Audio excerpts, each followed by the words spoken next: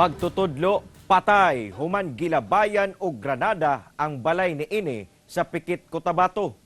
Patay ang magtutudlo nga nailang si Marichu Valle Cabanyog, 42 anyos, sa Balong Elementary School sa Pikit, Cotabato. Human mibuto ang usa ka granada sa balay ni ini sa barangay Ginatilan sa maong lungsod alas 2 sa kadlawon kaganina. Sa investigasyon, natulog ang biktima kauban ng iyang igsuon ug iyang bana. Diyang gilabayan og granada ang balay sa biktima ug mitugpa sa tiilan ni ini ug mibuto. Dead on the spot ang biktima, human nakahiagom og grabing samad sa ubos nga bahin sa lawas tungod sa shrapnels ato sa pagbuto. Samtang wala na unsa ang igsuon ug bana sa biktima.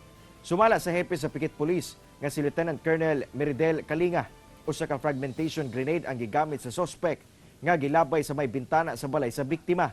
Padayon ang investigasyon sa insidente. Kinumduman nga niadtong Mayo 26, patay sab ang public school teacher sa Damalasak Elementary School sa Pikit nga si Joel Reformado, human gipusil.